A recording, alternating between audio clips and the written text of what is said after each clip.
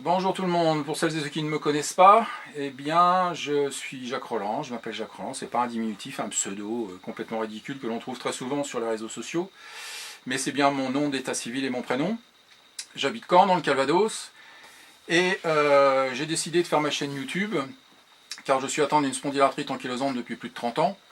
Alors c'est pas une évaluation, hein, c'est à partir d'un document officiel, médical, puisque j'ai mal depuis ma plutôt tendre enfance au dos, mais en provenance de certaines personnes qui ont pas beaucoup d'intelligence. Eh bien, vous avez certainement entendu, pour celles et ceux qui sont atteints du même mal que moi, que quand on a 12-13 ans, eh bien, on a pas mal au dos à ton âge, et pourtant ça devait être les prémices de cette maladie.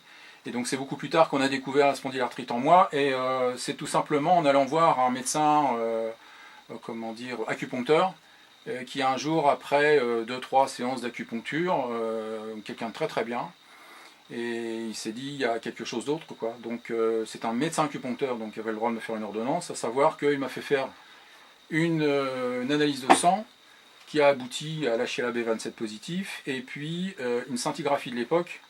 Les scintigraphies de maintenant sont beaucoup plus poussées, mais déjà à l'époque, ça donnait une situation de présence de la spondylarthrite ankylosante qui était officielle. D'ailleurs, ce document, je l'ai mis sur mon site, jacquesdecan.fr, qui s'écrit JACKDECAEN.fr, et vous allez sur la colonne de gauche, vous cliquez sur le 9, la case 9, et puis vous pouvez voir le document que j'ai mis en ligne. Alors il y a des grisages, il y a des endroits où c'est noirci, tout simplement parce que ce sont des médecins qui sont toujours en activité, j'ai pas envie qu'ils aient des problèmes, parce qu'il y a des gens bien parmi vous, mais il y en a d'autres qui sont là plutôt pour écouter et déranger. C'est une minorité, mais ils sont quand même là. Donc j'ai pas envie que les médecins soient dérangés. Et celui qui m'avait trouvé ça, enfin qui m'avait fait faire les différents examens, est toujours en activité aussi. Donc ce papier, il date de juin 1988. Et donc je suis dans ma 30e année de spondylarthrite avec tous les aléas que ça donne. En particulier, j'ai fait un aléa thérapeutique à cause des anti-TNF-alpha, j'ai fait un infarctus pulmonaire et un certain nombre d'autres choses, donc j'ai interdiction maintenant à ce traitement. J'ai aussi fait une péritonite qui a viré la septicémie. Alors la péritonite, bien j'étais sous anti-inflammatoire non stéroïdien, donc maintenant je n'y ai plus droit du tout. Quant à la septicémie, elle est arrivée parce qu'on n'a pas écouté ce que je disais au CHU, donc il y a eu une erreur de diagnostic de leur part, ce qui m'a emporté après dans le coma pendant 6 semaines. Ça c'est encore autre chose, c'est une affaire qui est entre le CHU et moi en ce moment.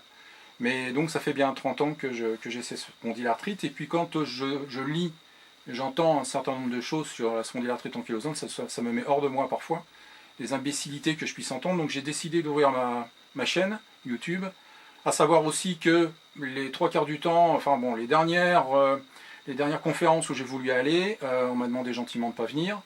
Donc puisqu'on m'empêche de rentrer dans les conférences parce que j'ai un certain nombre de choses à dire, eh bien autant passer par la petite lucarne et passer par YouTube et dire ce que j'ai à dire. Alors ça plaira pas à tout le monde, mais ça c'est pas mon problème du tout, parce que les aléas thérapeutiques, c'est moi qui me les suis enfilés, c'est moi qui souffre tous les jours comme vous, mais en plus de toutes les idioties qui ont été faites sur moi, c'est moi qui emmagasine tout. Donc si ça plaît pas à certaines personnes, c'est exactement pareil, moi c'est pas mon problème. Donc, de toute façon, j'impose à personne de cliquer sur les liens qui aboutiront à ma vidéo. Alors si ça ne plaît pas, j'oblige personne à m'écouter. Donc ça, sur les vidéos, eh bien les futures vidéos auront un thème, une thématique particulière sur chaque vidéo. Je ne vais pas vous raconter ma vie, je suis là pour raconter avec mon expérience. Je ne suis pas infirmier, je ne suis pas médecin, je ne suis rien de tout ça. J'ai des contacts avec des formidables médecins, des infirmières adorables comme tout, comme elles le sont toujours, les grandes professionnelles qu'elles sont. Et je dirais tout simplement que c'est donc avec mon expérience que je parle. Je n'ai pas autre prétention que de parler avec ça. Et l'objectif que j'ai, c'est aussi d'expliquer les endroits où j'ai trébuché afin que vous ne trébuchiez pas au même endroit. Maintenant, vous prenez, vous laissez, c'est pas mon problème, moi je préviens. Après, si vous tombez alors que j'ai prévenu, ou autre, ou Jacques Roland c'est un imbécile, c'est votre droit, eh bien ça c'est pas mon problème. Ça. Le problème c'est donc avec mon expérience de parler de cette maladie-là, c'est très important. Voilà. Donc il y aura dans le futur d'autres vidéos. Celle-là, c'est plutôt pour présenter un petit peu tout ce que je vais faire dans le futur, enfin dans plusieurs vidéos. La prochaine sera une vidéo qui parlera d'un code, d'un article du Code général de la santé, et qui donne des droits aux patients. Ça m'a l'air, c'est très important. Il y en a beaucoup qui ne le savent pas. Et je remercie une de mes correspondantes qui se reconnaîtra, qui est dans le sud de la France, qui m'a donné l'existence de ce code. Il y en a d'autres qui m'envoient aussi tout un tas de choses. Alors je ne sais pas de la méchanceté envers eux, mais bien sûr, il va de soi que je vérifie tout ce que l'on me donne. Et il s'avère que ce code général de la santé, il va faire l'office d'un article complet, qui ne sera pas très long, 3-4 minutes, ça suffit pour vous dire comment vous pouvez refuser un traitement si vous ne le voulez pas, et quelles sont les obligations du médecin qui est en face de vous. Ça, c'est autre chose. Donc voilà, ça sera un petit peu tout ça. Puisqu'on ne fait pas rentrer, comme je l'ai déjà dit, dans les conférences, et bien on va passer par la petite porte, je veux dire, pour dire ce qui ne va pas.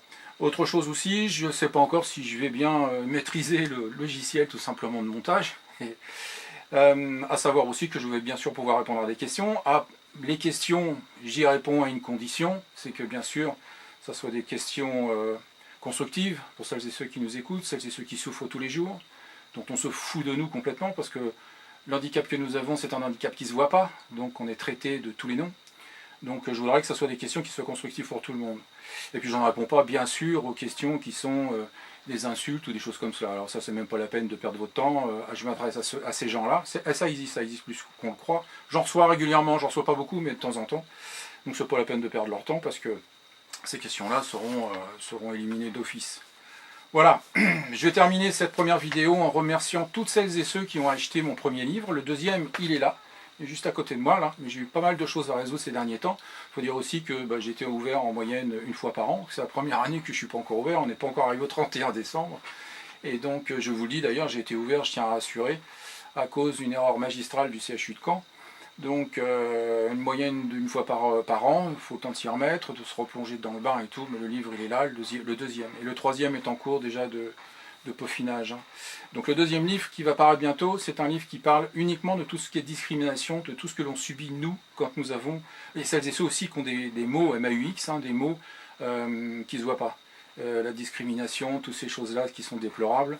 Donc c'est un livre avec mon expérience aussi, c'est toujours avec mon expérience, j'ai pas d'autres prétentions que mon expérience dans ce domaine-là. Et c'est un livre qui sera peut-être pas aussi épais que le premier, mais qui va parler de choses qui plairont pas à tout le monde non plus. Et ça me dérange pas du tout.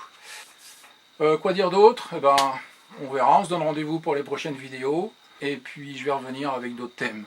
Des thèmes qui seront toujours de toute façon très utiles pour la pathologie que l'on a, et qui peuvent servir éventuellement aussi à celles et ceux qui ont des pathologies qui ne se voient pas, et qui sont contraints et malheureusement victimes de discrimination. Ça, c'est une chose qui est abominable, mais il faut en parler aussi. Voilà, je vous dis tous et à toutes à bientôt. Prenez soin de vous, et puis je vous dis donc la prochaine vidéo parlera certainement d'un article du Code général de la santé qui sera certainement intéressant. Il pourra être utile pour celles et ceux qui ont simplement envie d'être respectés, ce qui n'est pas totalement le cas de tous les médecins. Je vous dis à bientôt et prenez soin de vous.